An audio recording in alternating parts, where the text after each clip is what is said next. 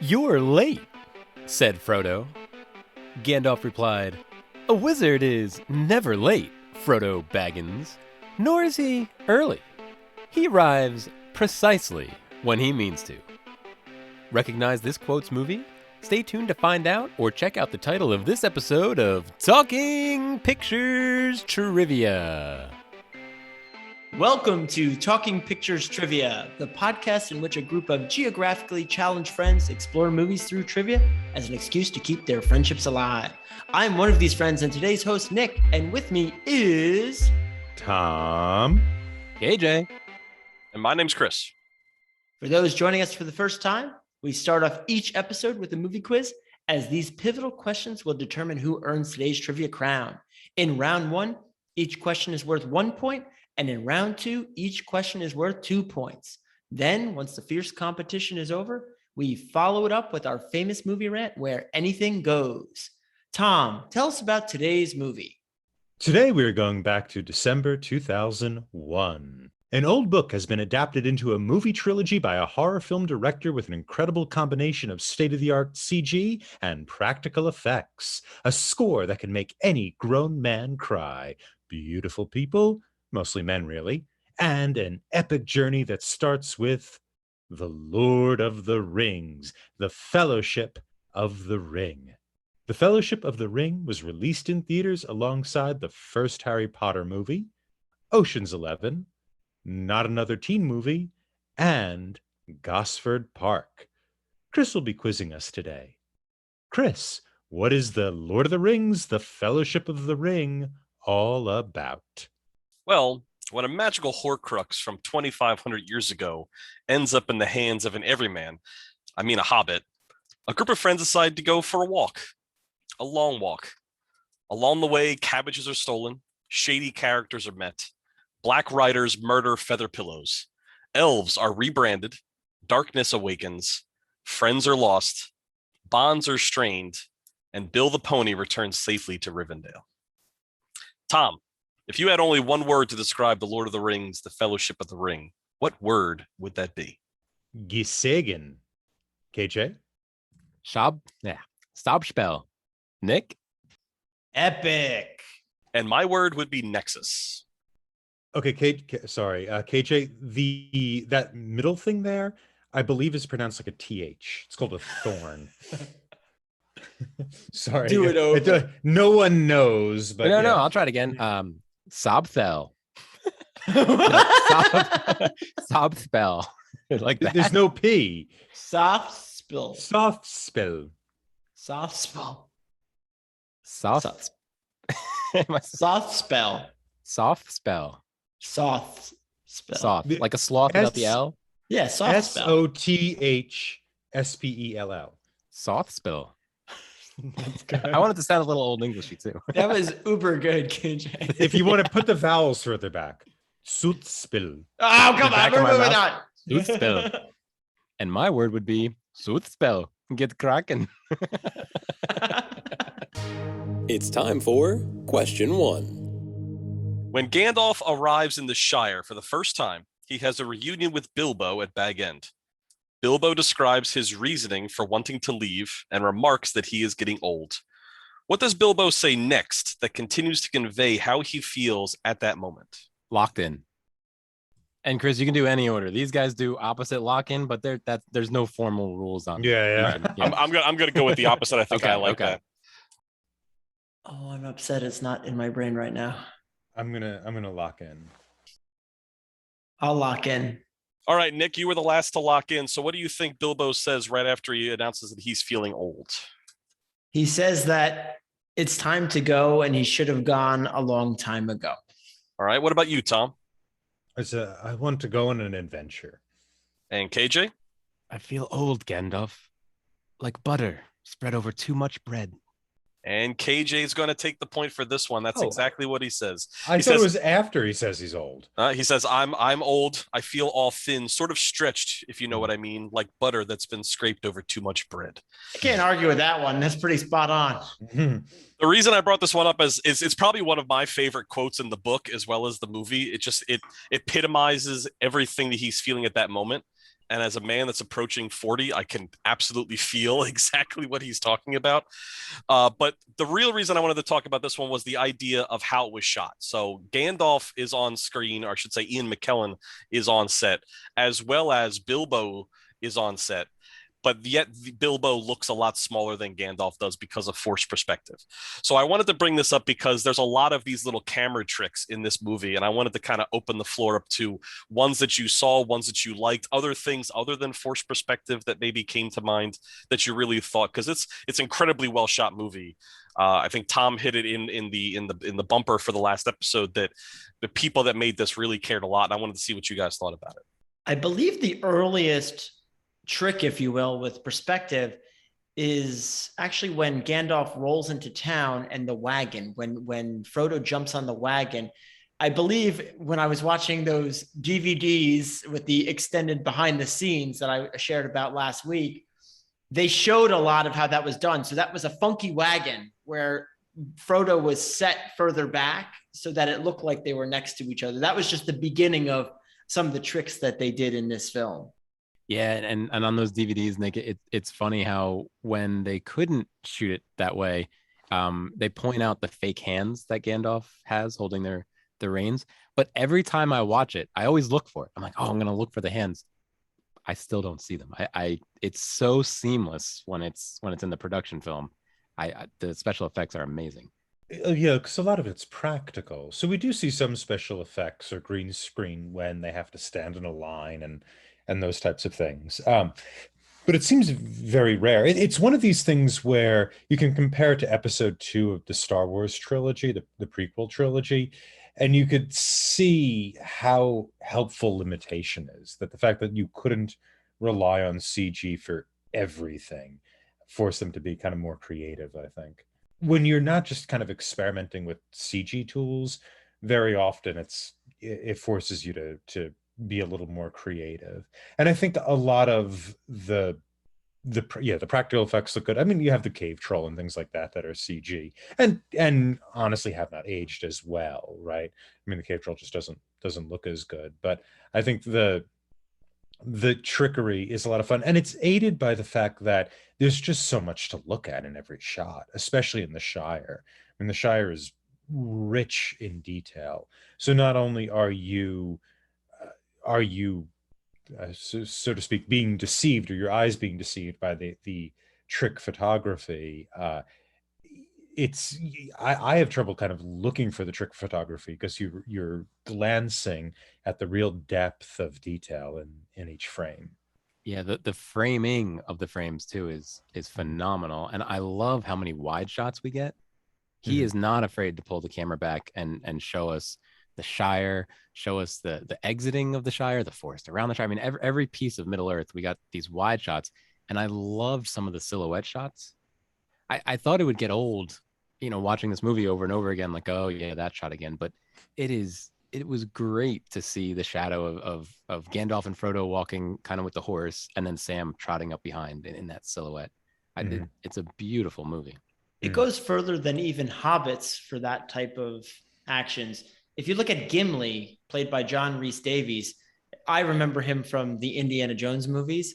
He's a big guy. He's not a dwarf. Okay, so that even carried forward in multiple characters that weren't just in one scene or another. Like that had to be done every time he was in view. He's actually, I think, the tallest of the actors for any of them was Gimli. But actually, that worked to their favor. So when Gimli was next to Frodo and Sam, they didn't have to force their perspective because he was literally just a little bit taller, 6 or 8 inches taller, making him dwarf compared to the Hobbits. That's awesome. I also wanted to talk about, there's a whole bunch of matte paintings in this movie, this was kind of one of the last movies that really utilized them. So when they go into Bree, when they open the gate to go into Bree and you see them walking down, you see Peter pull the camera way back like KJ was talking about. The foreground where they're walking is actually a set, but behind them is all matte paintings painted by the production designers for the movie. And then the last thing, I don't know if anybody knows, is that this has some of the most used minis work ever. So the Rivendell set is all 100% a miniature. Wow. And so is Isengard is a miniature. So in Isengard, when Gandalf rides up, the only thing that's on that's actually real is Saruman walking down.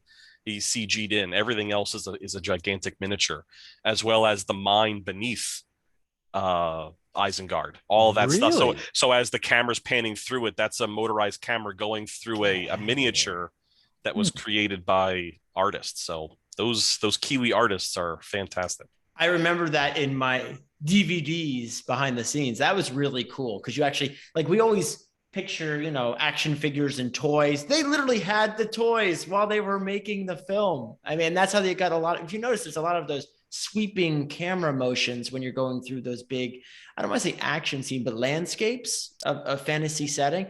Also, going back to what you're saying about the matte paintings, I wonder if you get away with that more because it's a fantasy setting. So you can believe in this portrayal, where sometimes I think when those were used in movies that were based on real world, you could almost see something was a little off.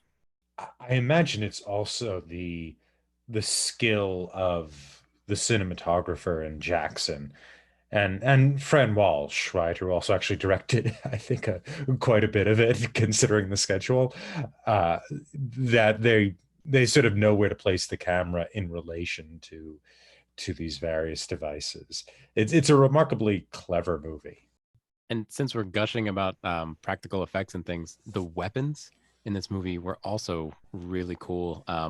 I can only imagine what the budget was for the quantity of weapons and the detail that went into each one. I'm sure we'll talk about it later, but I think Lord of the Rings paved the way for a lot of other media in the future. Especially medieval or fantasy settings, sometimes things just seem off or like not polished right, or they're too clean or too dirty. You know what I mean? It just doesn't feel lived in. They did a great job with that.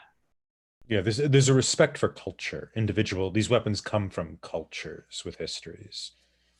I remember watching on the DVD extras them talking about they actually had a forge in the Weta workshop where the guy would actually forge the weaponry and make it right there on the spot. So it wasn't even like foam plastic swords. They were legit metal. If they weren't being struck or swung by stunt actors, they were legitimate weapons. It's time for question 2. So after realizing that the Ring of Power has been in the Shire for the last 60 years, Gandalf rides to Isengard to consult with Saruman the White. Saruman then chastises Gandalf for his oversight, saying that this has slowed the wizard's mind. What is this? Locked in. Locked in. All right, Nick, you were once again the last one to lock in. So what is causing Gandalf's mind to slow? His compassion for the hobbits. All right. KJ, what about you? What is causing Gandalf's mind to slow? Your love of the halfling leaf has slowed your mind, Gandalf, or something like that. And Tom, what about you?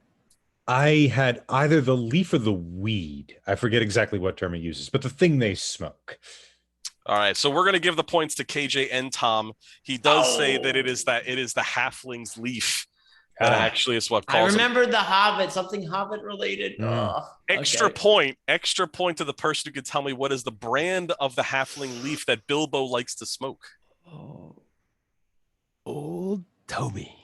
Old Toby, indeed. KJ takes down my extra half point. You're getting a half point. I'm breaking the rules. Whoa!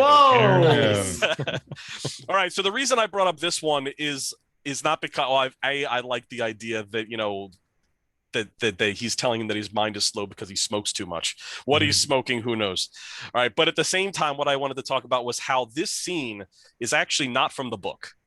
So Peter Jackson and Philippa, I forget her last name. Philippa Walsh, they actually kind of had to craft the movie around this book because everybody says The Lord of the Rings, The Fellowship of the Ring was actually an unfilmable work of art. But they actually were able to do so by adding things, taking things out. So I wanted to know, I assume that most of you have read the book. I think all of you actually said that you did. Were there any notable scenes that are not there?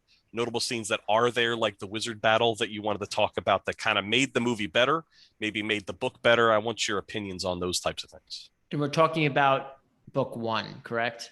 Yes, completely just the Fellowship. Well, Tom Bombadil. I was gonna say Tom Bombadil. Yeah. is probably the most famous. Maybe we should put some Absence. context to that just in case, because it wasn't in the film.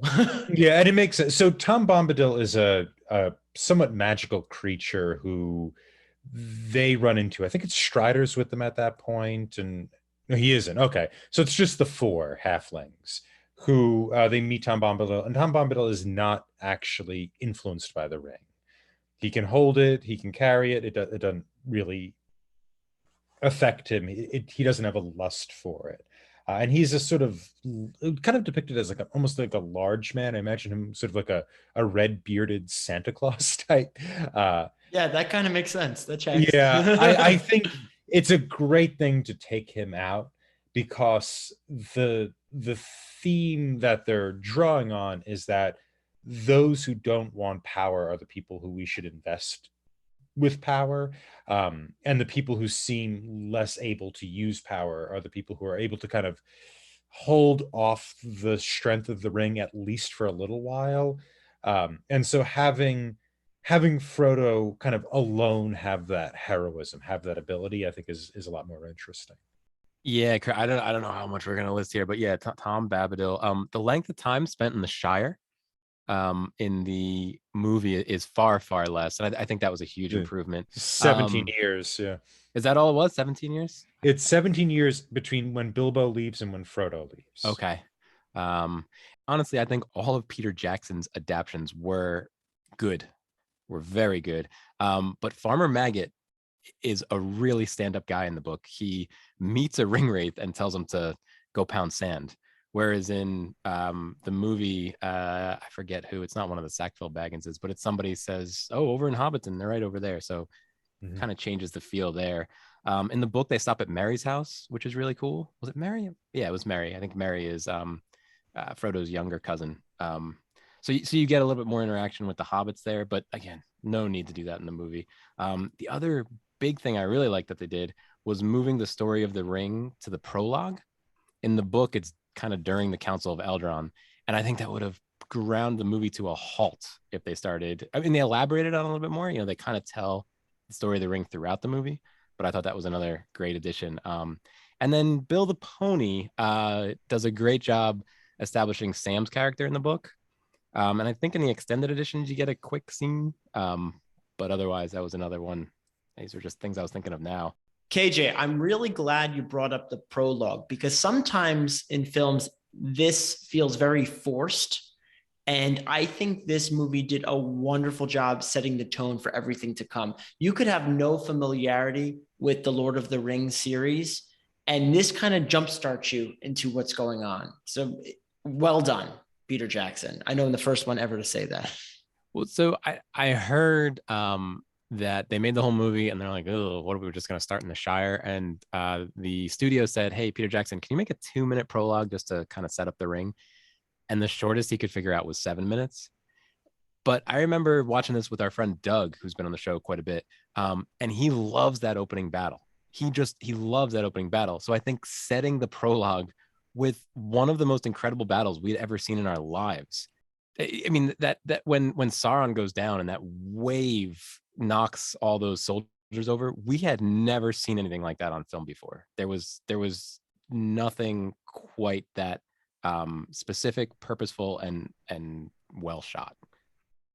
I really enjoy the part where they explain the rings. I know that's kind of crazy to say, but how they break down each race and how many rings were given out, but really there's this one ring that they didn't know about. And just the way that plays out within that prologue is really powerful. You know, one thing in the book, Gandalf has one of the 3 rings, the elfin rings. He was not originally given it, but he got the Ring of Fire, I think, later on. I think Galadriel actually has one too. Yeah, she does. Then they have that in the extended edition. What I was going over this with my wife, she was a little confused at first of why he wasn't so concerned that he had a ring. I was like, well, he knows he has a magic ring or he has a feeling, but he doesn't know it's the one ring, because there are other magic rings in this universe. That's really the big shocker, is it's the ring.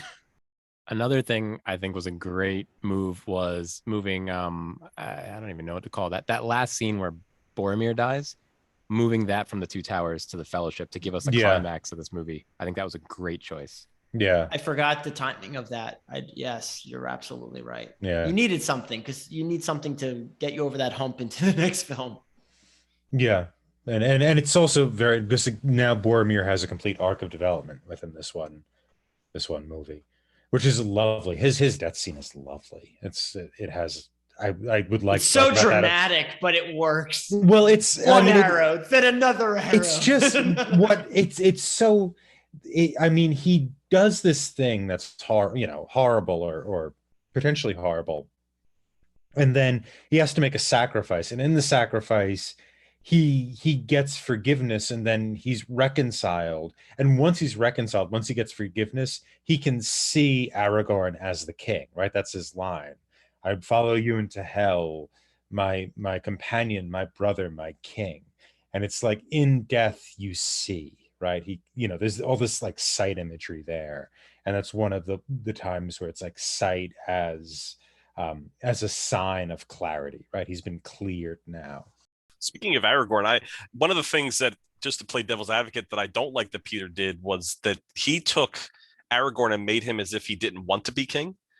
Whereas in the books, he actually holds the shard of Narsil in, like, he has it in a sheath in his belt. Like, he does, it's not at Rivendell. He actually still has it. He treasures that as a memento. I feel like I understand why they did it. They wanted to give Aragorn kind of like this arc, yeah. build up, but at the same time, that seemed like a little bit of a weird one too, because why would you take the broken sword away from him? Like, we don't have to know what the broken sword is until you reveal to us that it's this ancient weapon from, almost 3,000 years ago. But I don't want to be king. I sort of I sort of like that, though, because it does give him that kind of arc of development, and it's again this kind of idea of, like, if you are really covetous after power, there's going to be problems, right? It's the people who just have really no interest in power, or a limited interest in power, who we're most safe with. Right? That's why, like, Boromir, who wants to protect the stewards, he has more trouble with the ring than Aragorn, who could just fold Frodo's hand over it and say, I've sworn my life to protect you. I do think it was a good adaptation for the movie to have Aragorn not want to be king, but Tolkien would not have liked that. Tolkien, from what I understand, was very much so into caste systems, and lords and great men are great. People that are below them are below them. And if you are king, you need to be a great man and kingly at all times, which I think in the book you see more of. So I don't think Tolkien would have liked that change either. Yeah. Though, to be fair to Tolkien, he's talking about that in terms of Middle English epics, I think, or Old English epics. Well, and right, that's Lord of the Rings to him was a creation story for England. So I think this is all part of it. Yeah. And so, Tom, I think Tolkien might say, wow, now I'm putting words in Tolkien's mouth, that Aragorn didn't lust for power, but he was a great man, so he should be in power. Would have been the... Mm-hmm. Yep. Yeah, which I think is in this movie, right? I think there's this idea of the blood runs through him. He is a great man. It takes him a little bit to realize that he needs to do what he needs to do, though. Like, in the beginning, he's still in this film. Yeah, I was joking before, I don't want it, but he didn't. Yeah. And so going back to Boromir's death, do you guys know the word eucatastrophic? I don't even know if I'm saying it right, to be honest. Have you heard this term before? Eucatastrophic? So I have now. Okay, so I've heard on other podcasts and things that Tolkien loved the idea of eucatastrophe. So a catastrophe is when multiple bad or terrible things all happen at the same time, and it gets worse. A terrible, terrible outcome comes out of it. A eucatastrophe is when a bunch of terrible things happen, but then the best outcome comes out of that, and that's the only way that best outcome could have came. Mm-hmm. So I want to ask the question, would Boromir have sacrificed himself for Merry and Pippin if he hadn't had the experience with the ring and Frodo? That might be eucatastrophe that allowed the orcs to leave everybody alone because they figured they had the hobbits, because Boromir sacrificed himself because he had that experience with Frodo in the ring. Well, that presumes Boromir wouldn't had he not had the. And I guess that's my question. If he hadn't had Yeah. that experience, would he have felt like he needed to defend the hobbits to death? But he swore to protect them, right? And he swore that his life would be to protect the. Merry and Pippin? Did he all of them or the ring bearer? I think that's where the question is. I think he swore to protect Frodo. I'm not sure if the rest of them were. I don't think part of I that. don't think we can say for sure Mhm. what the situation would be, but I think they hint at it a little bit when they're doing the training scene. So Merry and Pippin are training with Boromir on the rock face when the birds fly over, and you see like they're having fun together training to be swordsmen. So I think that there's a little bit of camaraderie that's being built as the journey happens. So although I like what you're prefacing, that it's the penultimate scene that leads to him, saving Merry and Pippin or defending them. But I also think that maybe, if we're trying to show the humanity of Boromir, he maybe would have done it regardless of that scene, but we'll never know. Yeah, I sort of like that idea too. I think the thing that I like this idea of eucatastrophe. I think where it plays out is not he wouldn't have defended the halflings. I think it's that he is able to admit Gondor needs a king. That's what I think that does for him. All right. So at the conclusion of round number 1, Nick unfortunately is trailing with 0 points. Tom has 1 point, and KJ is in the lead with 2.5 points. The 0.5 I'm giving him. I don't care. All right. We'll be back with round 2 after a word from our sponsors. We've had one round, yes. But what about a second round? And if you're ever feeling thirsty and Bree, make sure you stop by the Prancing Pony, a proud sponsor of the Trivia Podcast. It comes in pints. You're getting one. Have you ever had breakfast and wanted a second breakfast? Come to the Prancing Pony. We'll feed you.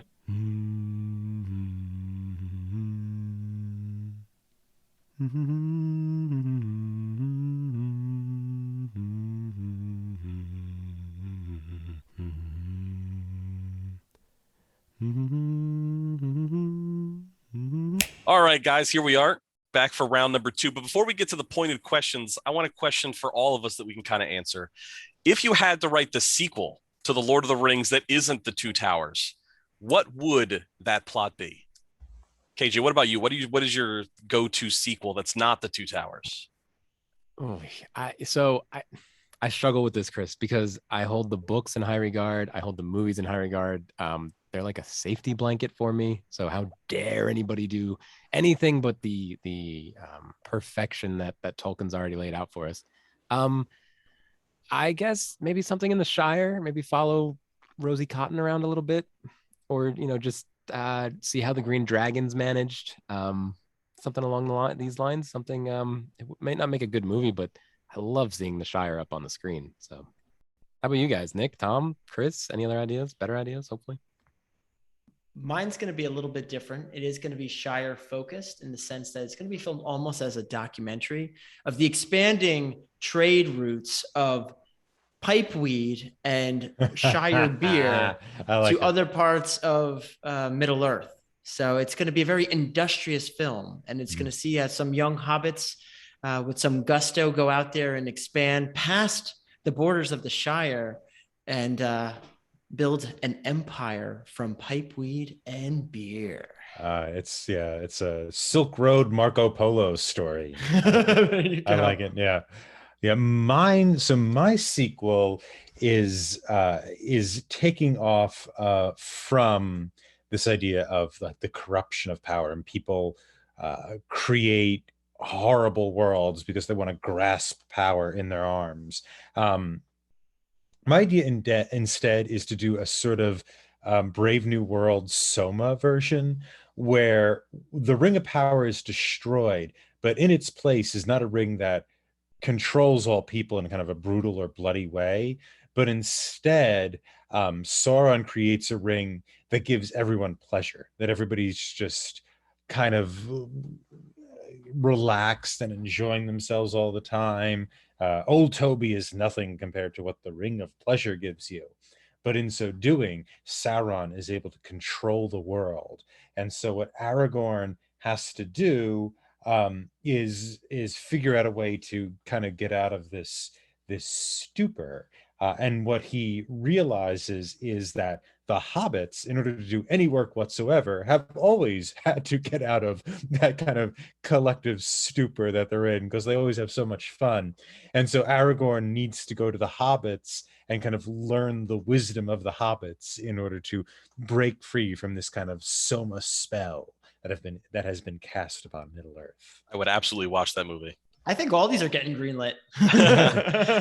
My sequel is a lot easier. Instead of Aragorn, Legolas, and Gimli going after the orcs and going after Merry Pippin, what happens if they get in the boat and follow Frodo and Sam?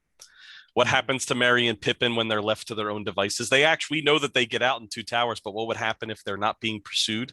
And I mean, it really wasn't that big of a lake, and the big long legs of Aragorn and Legolas would definitely have been able to catch up to Frodo if they wanted to. So what would have happened if they crossed the lake as well and traveled with them more towards Mordor? That's an interesting concept. I haven't really thought about that. Why didn't they?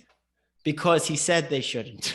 I think Aragorn and Frodo's kind of interaction at the monument at the top of the hill when the orcs finally get to them, Aragorn basically knows that Frodo is not trusting of anybody or can't trust anybody because the way the ring controls them.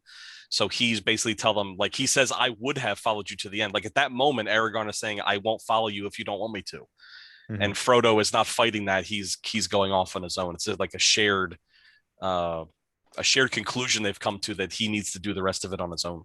Galadriel also posited that each one would betray him one at a time, that she couldn't trust them. It would start with the one he knows of, which was Boromir, but she also implied that eventually it would consume them all.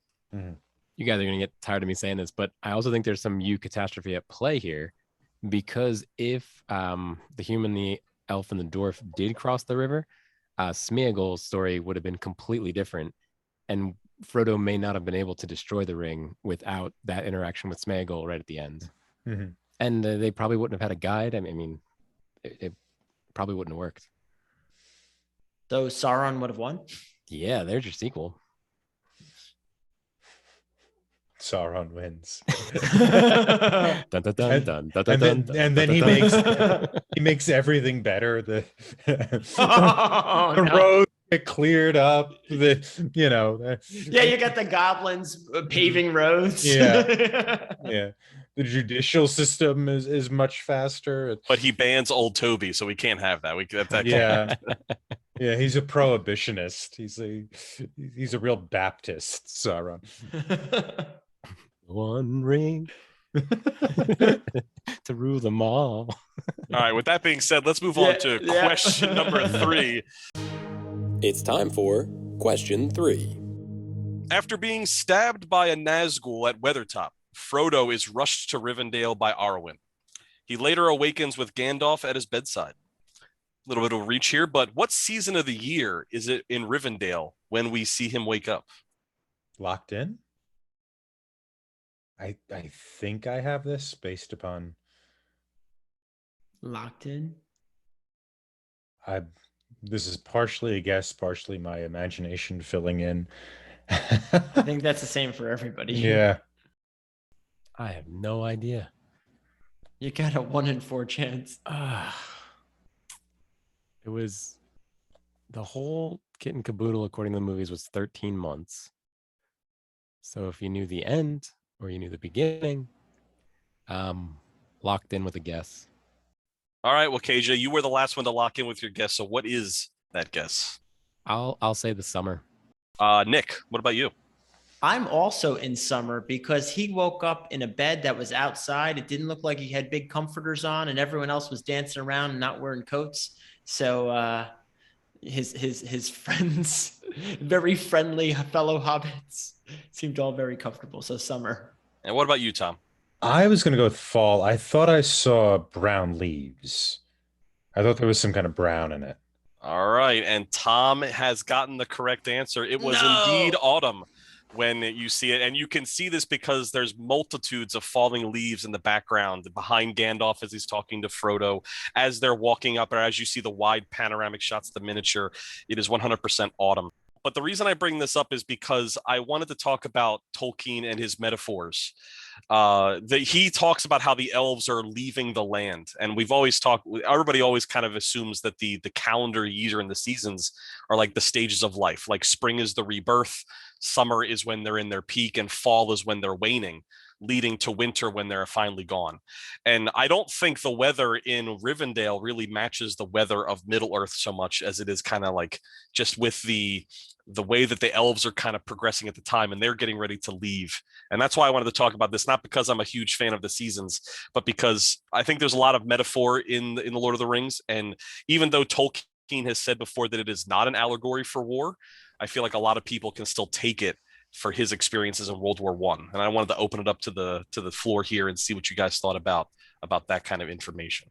Yeah, it's about the end of an era, literally in this, but it's, the beginning of the era of man, the end of the era of elves, and everybody goes into the West eventually. That which ends up being death, right? It's where the sun goes away. Yeah, and fall is the season of tragedy also, right? Because winter is really the season of irony. It's this cold place where nothing is comforting. Tragedy is when it all kind of falls apart. And this epic is in some ways tragic because it sees a time pass. It sees the end of an age. And I think that's what we're seeing. And it's also the tragedy of Frodo. And granted, we're going outside of the framework of the first film, but it's the story of the death of Frodo in a lot of ways as well. So I think the departure of the elves in the sense of what we're looking at here is this society is now falling away, is sort of introducing both the tragedy of the characters we really care for, and also the arrival of this new age and the hope of a more fragile species that is man. What do you guys think about the idea that this was an allegory for World War One? Like he says up and down that it wasn't, and I don't like KJ. I don't want to put words into Tolkien's mouth, but like he goes from writing The Hobbit, which is a kid's story, and it's written as a kid's story. He goes away to war, he loses a lot of his friends, and then he comes back and writes the sequel to The Hobbit, and ends up being this kind of darker story of good and evil and things being forced upon an everyman. This Hobbit, like he says multiple times in this film, I wish it hadn't happened to me. I wish the ring had never come to me, as if it's almost like I wish the war never happened, or why did it have to happen in my time, or why did I have to go? And that's what I wanted to kind of talk about, is like, do you the tragedy that's going on, like, what do you find that this allegory or this metaphor is true, or am I making stuff up in my own head because that's what I want to see? I have a little trouble with calling it an allegory, because allegory does have a sort of, here is the you're closing in on a meaning that is specifically political or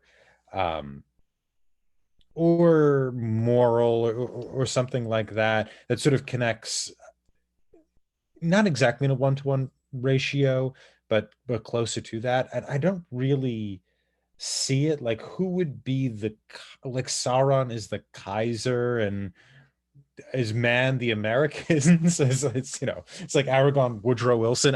You know what I mean? Like it sort of, once you look at it in any kind of detail, it sort of falls apart, right? I think that maybe not an allegory, but what we see in this is a questioning of, and here's our theme of the podcast, of the modern coming in, right? And we see that especially in this movie and in the Fellowship book as well, with Saruman and the kind of mechanization of battle, which is something that World War I is famous for. That's why it is the modern war, even more than Napoleonic wars, because it mechanizes war.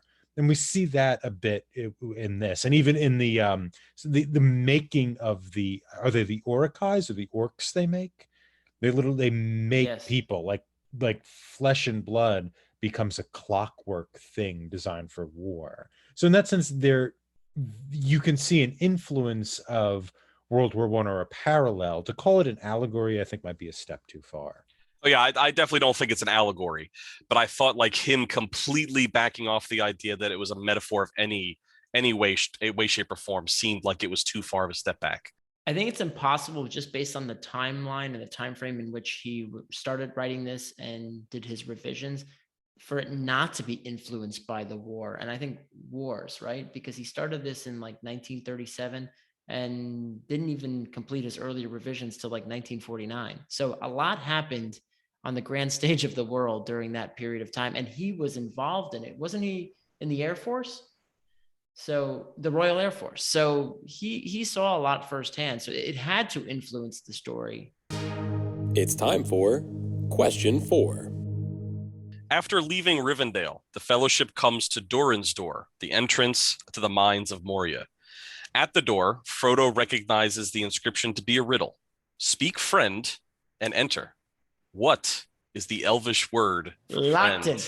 Oh, Sorry, I cut you off there, but locked in. Oh crap. Got it. I got it. I remember. Okay. Do you know it? Because I thought I knew it. And then on this final watch, I realized I was wrong all these years. And now I know it. So I heard it, remembered it, read the book or that portion of the book again, and the pronunciation sounds different from the spelling. So I'm going to say it in the spelled way, just because, that seems to be. I'm going to say it and spell it. How do you like that? All right. Oh, locked in with a guess, guys. All right, KJ, it seems like these two guys have it on lock. So what do you think the word for friend in Elvish is? Bella. Tom, what about you? I had melon. So MELLON. And Nick? So all these years, I thought it was Belloc, but it's actually Melon, MELLON. I thought that, KJ, too. I also thought. I am exactly with Nick. Nick and Tom both get the points for this one. It is indeed spelled melon, MELLON. But in Sindarin, which is the name of the language that Tolkien comes up with, it is pronounced melon, which is what Gandalf tries to say. So Nick and Tom are both going to get the points for that. No luck Right. for me, though. Hey, at least I didn't end up with a goose egg. Okay, I'm just happy to have something on the board. And you knew that one right off the bat. That was you were ready for that one. So the reason I brought this one up is because I feel like this was my word to describe this movie was Nexus. I felt like this was the beginning of a brand new world for fantasy writing, for fantasy fiction, for fantasy movies and everything. So Tolkien's created language aside, which kind of gets forgotten that he wrote this book about a language, but everything that comes after it, right? The idea like D&D gets created in the 70s and Gary Gygax says that Lord of the Rings is 100% the driving force behind it, and how the going into the mines of Moria is pretty much the quintessential dungeon dive that we think of when we play a single session of D&D. You go through the door of the dungeon, you fight a couple monsters, you have loss, you find treasure, and you leave. And then you suffer the consequences. Like, what other things do you think have been opened by Lord of the Rings, from whether it be pop culture on TV, whether it be music or movies, or anything to that matter? What do you think this movie or this book maybe unlocked for pop culture in general? Especially nowadays, like geek culture is popular.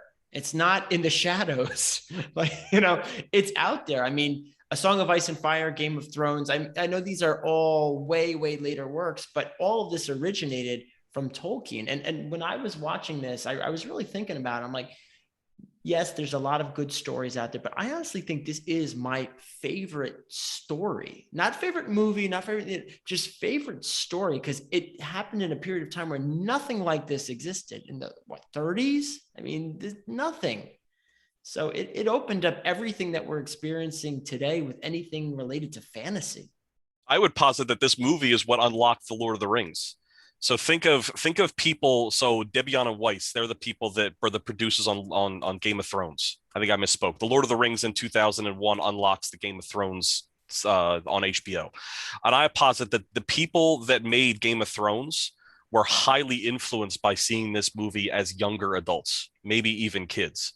And I feel like all the geek culture that we're seeing are all created by peoples in their 40s and 50s which means that 20 years ago, they were seeing this movie as bright-eyed, idealistic individuals who then brought this to Hollywood, brought this to publishers, brought this to all the different bigwigs. And now we're seeing this explosion of interesting fantasy fiction and fantasy games and fantasy just everything.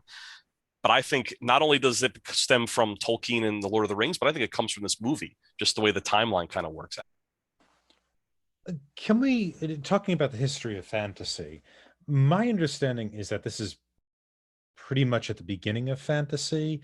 What is the fantasy tradition up until the 1930s? Well, I had this in the plot summary, the idea that, like, think of what an elf is. So if you think about like a Shakespearean elf from maybe, Midsummer Night's Dream, it's very fairy-like. It's very like fey, like the Feywild, if you will. This is the first time that he actually, like I said, rebrands the elves, but now he makes them into what we consider the high elves, these intellectual beings that are kind of above the human race, if you will, when it comes to their love of nature and how intelligent they are. So like this is the beginning of that version of an elf, I think. And I think for some fantasy, it is the beginning. Even the other character race tropes in fantasy started from here. Yeah, I don't, because I'm looking through it and, you think of Lewis Carroll and the Alice in Wonderland. There's that fantasy element. But when we think of the genre fantasy, we think of something in a world apart, right? Lewis Carroll purports to have a bridge between Alice and the world she enters. Lord of the Rings is an entirely different world. And it's interesting because the kind of what you might call speculative fiction that existed just before this was much more science-based. It seems almost like science fiction predates fantasy. And if we're bringing it back to kind of Chris, your question about the war, what's interesting is that the war then kind of sponsors or maybe even influences, possibly, we don't know, but influences Tolkien to bring this kind of pre-modern stuff into the conversation, right? Like fantasy is a movement almost away from the sort of speculative science fiction stuff that really dominated the last half of the 19th century. That seemed to be much more the type of fiction that was in the 19th century, speculative in terms of speculative fiction than fantasy. So the influence seems to be of course he's taking from Beowulf, and he's taking from the Song of Roland and these various Anglo-Saxon epics, as well as the epics of Iceland too. They were a big influence on him. But it's, this kind of, like you're saying, Chris, he's rebranding it as this within this kind of modern context and doing something that speculative fiction really wasn't doing, which is creating a world apart from science, a world that is literally not our world anymore. Unlike, the John Carter books, or Carter, is that his name? The guy who goes to Mars, or Frankenstein, or even Dracula. What's crazy is he built the sandbox before he wrote these books. Yes, he started with The Hobbit. He wrote the Silmarillion. Of course, had trouble getting that thing published, but he used all of that as the base of this story. Heck, we just talked about it. He created different languages, different alphabets for those languages. So it was truly creating that sandbox for him to play in, and now the rest of us to play in as well. The other thing that I think the Lord of the Rings movie did is it gave a playbook to how to create an MCU. Right? They shot all three of these movies at the same time. I'm sure the Jon Favreau and the guys that made the MCU studied how they made the Lord of the Rings with the multiple director units. I think you were kind of talking about that before, Tom, and just the consistency, right? The MCU, one of the most incredible things is, even though sometimes you're in Thorland, I don't even remember no, it's not. It's whatever. Asgard. Asgard. Thank you. Even though sometimes it's in Asgard, it feels like the same universe as Earth, as Guardians of the Galaxy. So I'm sure they use techniques that were probably developed by Peter Jackson to get that through line. I just wish the Star Wars trilogy would have done that. What you do is you take something beloved by all and just make it up as you go. Yeah. Let's not get that conversation started. Back to Lord of the Rings, the Fellowship. Yeah. I think maybe part of what we're calling geek culture or nerd culture, I can never remember which one of those words is a pejorative and which one's a compliment, but is that that actually I don't think necessarily has something to do with fantasy, but it has to do with completeness. This idea of really going all in on the thing you make and giving it a tremendous amount of detail. It's replete with detail. It needs its own languages. It needs its own history. It needs, what does the book have? 6 appendixes to help you understand what in the Sam hell they're talking about half the time. There's even a pronunciation guide in Yeah, one of them, how to pronounce Elvish. Yeah. Really, though, I think that's just additive. You don't necessarily have to dig deep into But them. I think I flip through them. They're awesome. But I think that's what people love. And I think people who like really get into Star Wars love it, not because of episode 4 or 5 necessarily, but because Star Wars is also a completed world. And it's a deep world, right? We know the history of that ice cream maker thing that you guys were talking about, whatever the hell that was called. Camtono? Yeah. Oh God, you remember the name. Yeah, that's I think that's what lasts too. It's people want depth. They want immersion. And I think that's what Lord of the Rings gives you. All right. Well, now the quiz is over. Let's say congratulations to our winner, who just so happens to be Tom with a total of 5 points. Congratulations, Tom. Nice one, You Tom. got me. You got me. Yay. It's time for Movie Rant. I just have one more question. I'm pretty sure that Nick has already kind of alluded to this, but my last question that was going to be our tiebreaker question was, how many arrows does it take to kill a Boromir? 4? 3. 3. I wrote that down in my notes too. Wait, definitely I thought it was 3. coming. It's been in my head for ages. It would have been 4 if Aragorn hadn't gotten in the way, but he eventually hit the Uruk-hai out of the way. Yeah. It was definitely 3. He sits there, he's drawing back on that 4th one, Tom, but he doesn't lose. Okay. This question was just going to lead into the epic ending, like how every one of the characters has a way of kind of being heroic at the end. So Boromir can defend the hobbits, and Aragorn can let Frodo go, and the 2 hobbits, Merry and Pippin, can kind of jump out in front of the orcs. So I think we've kind of covered that, but that was the tiebreaker question that I was going to ask. And the other little factoid that I'll drop in here that I forgot to mention is the idea, next time you see this movie, or anybody sees this movie, when Gandalf is in Isengard talking to Saruman, look very closely at the top of his staff that you can see in frame. You can actually see his smoking pipe is depressed into the top of the staff. It's like a little carrying case. He tucks it into the top of his staff so that you can always have your pipe on the go. And then, so speaking of Isengard, I was reading the trivia on IMDb, and I try really hard not to just bring the trivia from IMDb here, but this might be my favorite trivia from IMDb, so I just wanted to share it. So this is for word IMDb trivia. The moth to which Gandalf whispers was born shortly before filming that day and died soon after the scene was finished. Oh, it's got to be made up. What do you mean? Is that how long moth lives? Did he really grab a moth?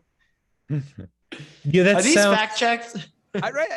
Isn't that such a great thing to put on IMDb? They can't say no animals or insects were harmed. I was going to say, now we have to wait until the end of the credits to find out if no insects or animals were harmed. Yeah. You do whatever the hell you want in New Zealand. Think about the life of this moth, right? If this is true, it was born, trained, grabbed by Gandalf, and then died shortly thereafter. I'd not have been trained. How do you train a moth?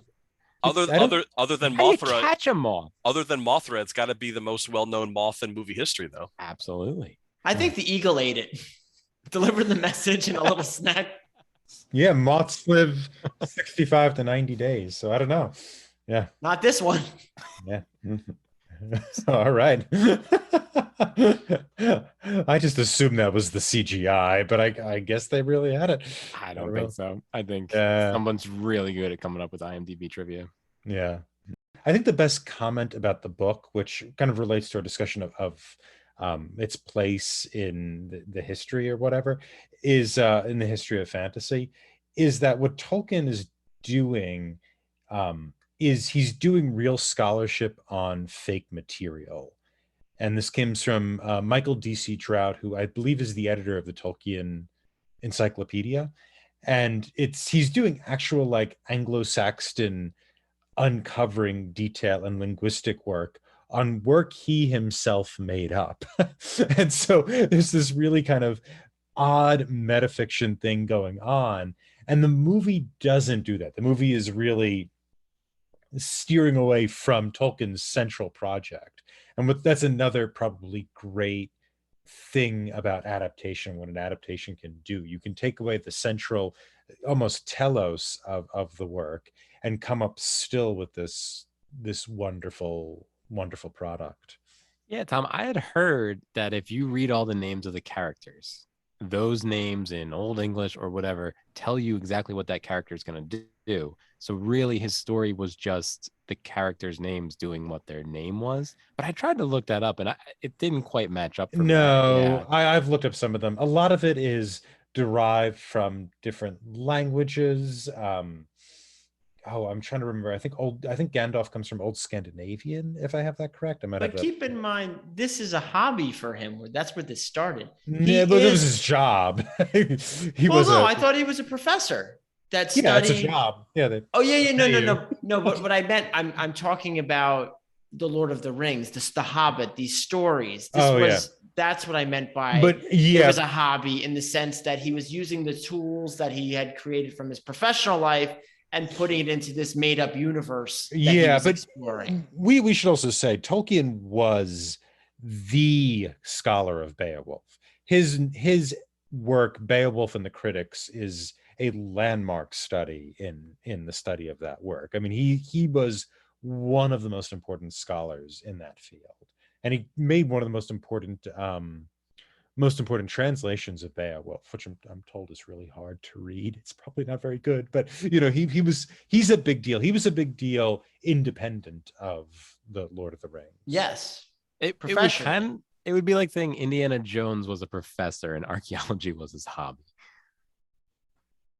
Yeah, I would agree. I don't know what to say to that. I don't know if I could agree with that or not. Yeah, that's what I'm saying. I'm just like, no, he was pretty successful in his real world, but then became successful later in life with his stories. But he was independently successful before that.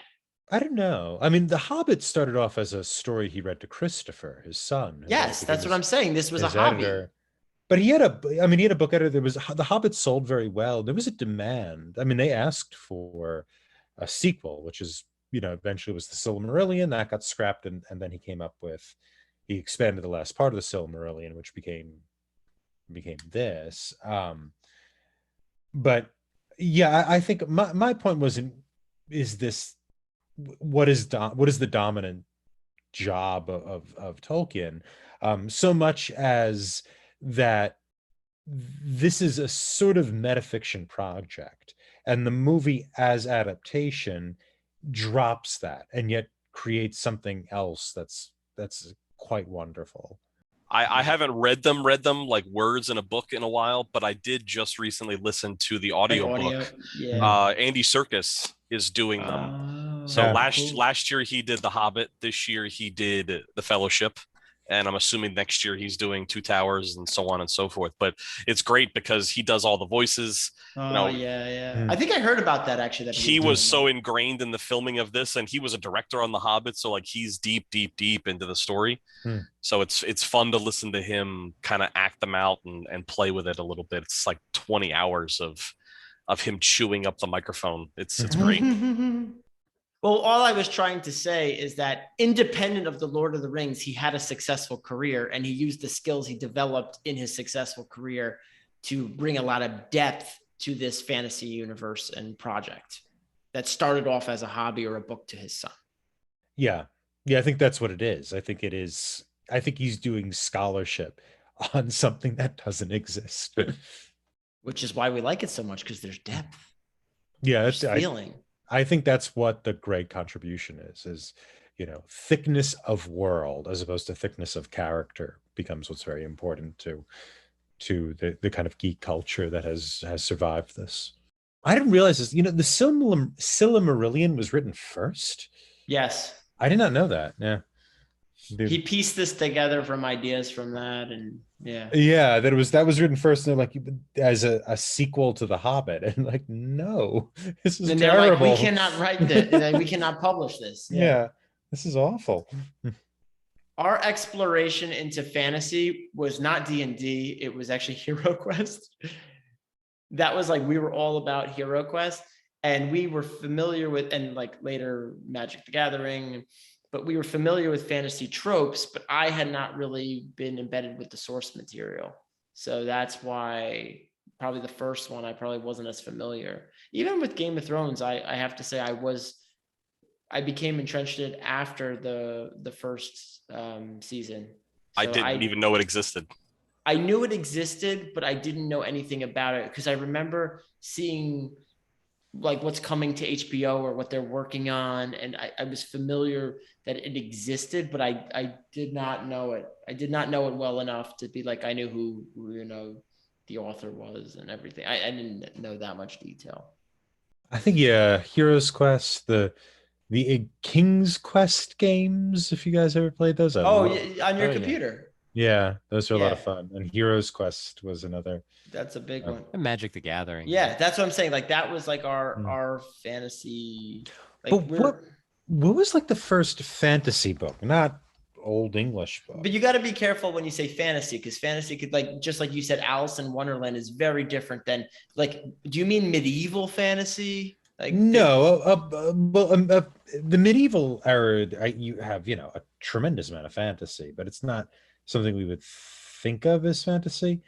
No, I mean medieval, and when I say medieval fantasy, I'm talking about Lord of the Rings, like where like influenced by that, because fantasy could mean a lot of things, just like you said, sci-fi. I have George MacDonald, The Princess and the Goblin and Fantasies from 1958, which looks like maybe an early one. But The Hobbit predates all of that. Not 1858. 1858. I misspoke.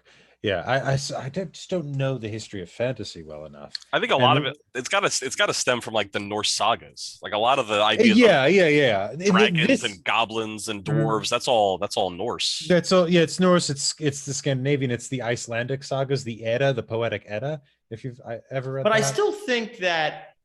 But Tolkien's universe defines modern medieval fantasy settings. Yeah, I think so too, because those books were like of our world, right? Like the Poetic Edda is like explaining the world in which the Norsemen were living. I don't think anybody would read Tolkien and go like, well, this is our story. It's like no, that was his intent. This is the creation story of England.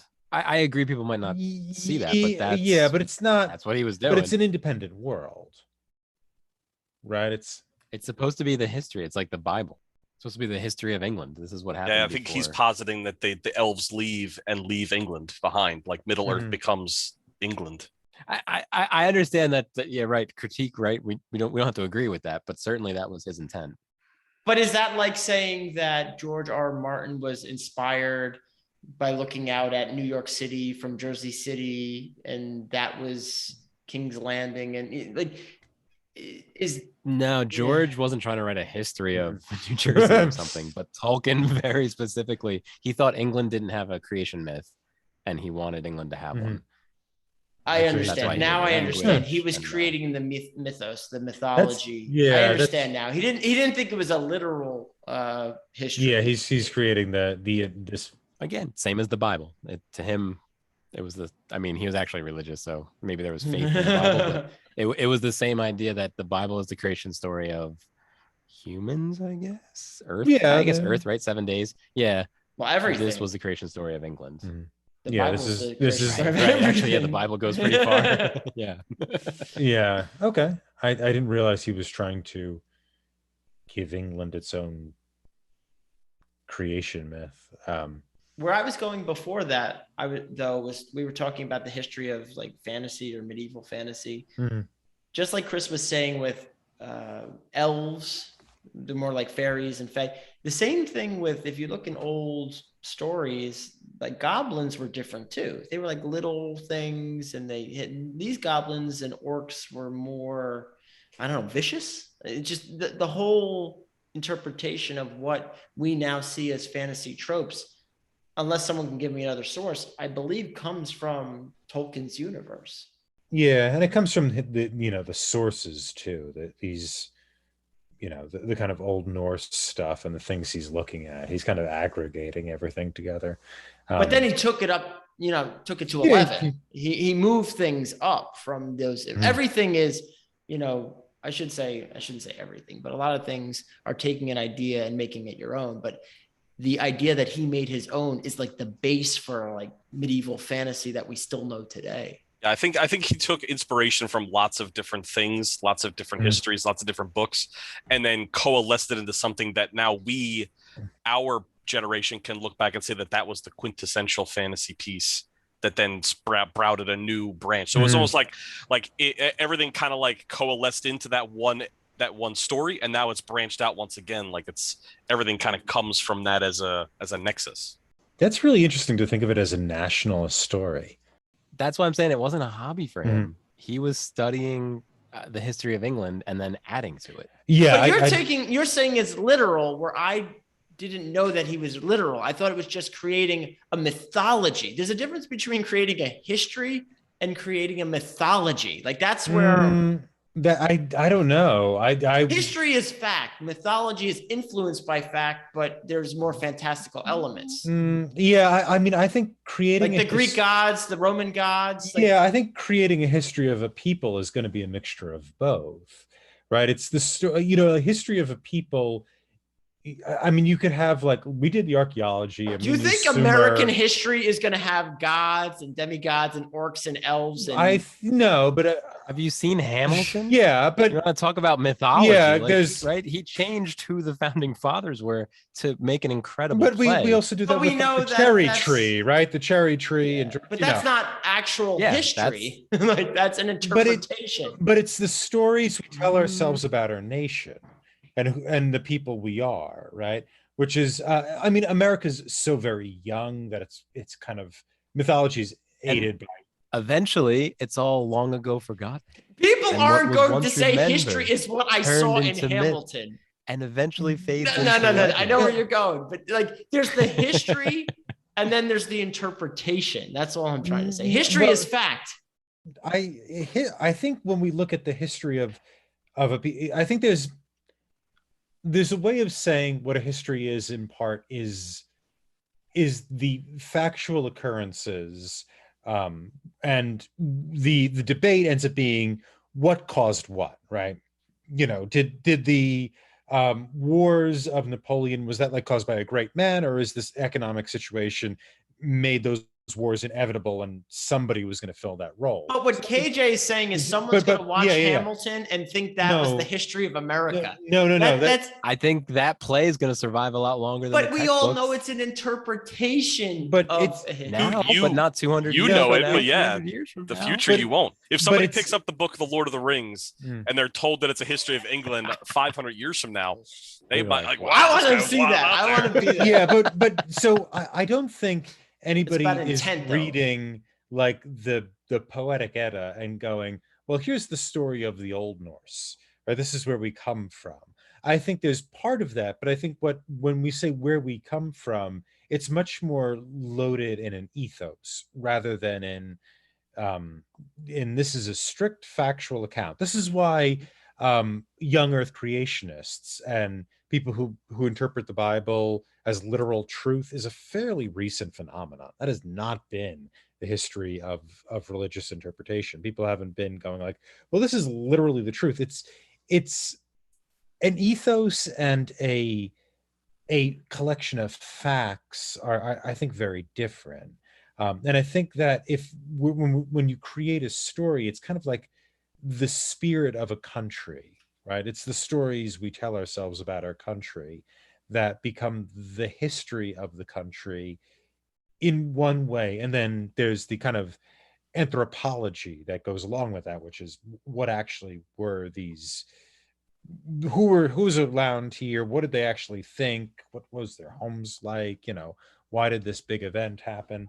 But I think that like inventing a history of a people for most of history has been not about just factual details. I think that's kind of like a Roman invention almost. I think it's about capturing who we are. We're going to just respectfully disagree, because history in my mind is literal and is facts, whereas these other things are interpretations or the lifestyle or how people think. That's all part of who people were, but history in my mind is actual facts. And we're just going to differ. Yeah, but where do you mean interpretation? So this happened at this time of this was the Civil War. This was the American Revolution. Okay. This is when we signed the Declaration of Independence. Why did this but why did the Civil War happen? But that's not what I'm talking about, is facts. You're trying to interpret events. But why did the Civil War? I mean, it didn't. The history is that the Civil War occurred. That's what I'm trying to say. Okay, but you're asking a different question. Right, but you're saying that history is independent of interpretation. I would say, how could that possibly be? Did the Civil War is a causeless? No, but Saruman and Sauron weren't in the Civil War. Is what I'm trying to say is there's things that actually aren't on the planet Earth, like Sauron. Ken Burns, The Fall of Isengard. Saruman wasn't always this way. Till he looked into that Palinkter, started getting funny ideas, making his own orcs, and fell in the trees. It's still this idea of interpretation becomes a little muddy, right? I mean, we have to interpret facts, otherwise we can't see how things are streamed together. No, but that's not what the argument here was. The argument was, what are people going to think is American history? Okay, and KJ said it was going to be Hamilton, the show, and I was going to say that's not the textbooks of what American history is. That's an interpretation of American history. But that, I still think like the national stories, that's a lot of fun. It makes sense though. All of those other things were national stories, kind of, right? The Old Norse stories, like Beowulf is kind of a national story. The Aeneid, right, is the original national story. That's like the founding of England too, right? That's why they appreciate that. Yeah, I wasn't aware that he was literal. That's the thing. I thought it was more. Yeah, I don't know. I don't think it's ever meant to be literal. Yeah, that's what I'm. I think it's almost like I don't know if this is KJ saying it like it's facts. Like, no, this man thought this was what they. Well, no. Oh, so I think the other place we disagree is history is not facts. Like, yeah, that's humans are terrible at recording what happened. But we're so influenced. No, we may be terrible at recording what happened, but there is technically a history, whether we recorded it right or not. There is facts that occurred over time. Yeah, but facts are inflected by interpretation. I don't think you could break them apart. That's my point. It isn't, again, like Sauron isn't a real person or anything like that, but to talk about England as something that like was gifted to us by the elves is a way of saying what type of people we are, right? That I think KG's saying something different though. Are you? I apologize, Tom. I wasn't listening. What about the elves? I was going to say, like, to say this is an English story, right, is to say England is a place gifted to man by elves, or however you like, left behind. Like behind. It is this kind of magical place that is not defiled by man, but man needs to live up to, right? And can England do that? That's an interpretation of who we are as people. If KJ said it was a literal history. I didn't say it's a literal. No, a history. It is a history. History is history. Can it be interpreted differently by different people? Yes, but there were things that happened. Whether the person who recorded it was right or wrong, it still happened. I think if you just eliminate the word history, Nick would be on board with the whole thing. I think it's just that hang up of like what the word history means to him. versus we like could just call this story. you call it a parable or something like that. Maybe it would make I more used sense. the word mythology, mythos, and everyone's like, no, it's history. So another thing we've been kind of dancing around a little bit is there was the theatrical edition and the extended edition. And the extended edition's a lot longer, but 20 minutes of the 50 extended minutes is the additional credits that fans could pay to have in the movie. I love it. I love it so much. Almost half of it is just, the names of the people that were in just those extended scenes. So you're telling me that Peter No. Jackson developed Patreon? Is that that's what you're telling me? Exactly. Yeah. It was about 40 Well bucks done. to have your name in the credits. Yeah. Oh, Exactly. well done. I did not know that. I love that so much. Oh, God, we got to do that. Well, if you want to add your name to this episode, you can find more of our content wherever you listen to podcasts, on our YouTube channel, Twitter @Talking Studios, and our website, talkingpicturestrivia.com. We're extremely grateful to all those who subscribe, like, follow, and leave a review. Do you think Frodo overstepped his bounds during the Council of Elrond? Why or why not? Let us know on Twitter, talkingpicturestrivia@gmail.com, or give us a call at 201-467-8679. You can find me on Twitter @ThomasLehman15, and I have a B-side coming out soon. So it's going to be on modernism, because that's what we do here for some reason. You can find me on Twitter @KJ10001000. And if you'd like to get a hold of me, feel free to reach out to the fellows over at Talking Studios on Twitter. I can also be found on Twitter @TheNickname. I also want to say to Chris, thanks for a wonderful episode, even though I did not win. That was a really good one. I was looking forward to this one for quite some time. Yes, thanks, guys. Thanks for giving me the opportunity to be the questionnaire. It was a nice change of pace. Yeah, bravo. It was really, really well done. We may try to convince you for the rest of the trilogy. We'll see. Yeah, great episode, Chris. I really enjoyed this. Join us next time as we continue with The Lord of the Rings, The Two Towers. Stay tuned for our first impressions of this film. Ding, ding, ding, ding, ding. I'll make sure to do that next time I have a day off. Yeah. Peruse the Anglo-Saxon dictionary. I heard there's a good Wordle in there. Okay, let's I'm still confused by Wordle, but if you need help with your prepositions. I know who to call. And I'm sorry, KJ, just because I'm like anal like that, I had to add The Lord of the Rings, The Fellowship of the Ring every time, because that's actually the title. I was nervous about the Passion of the Joan of the Ark. I didn't want to put too much. So I didn't want you to feel bad, but I had to put it. Correct. Absolutely, anytime. Okay. Let's jump right into it. That's so many legs. I will not engage. Is le preposition? No, it's an article. I said don't engage.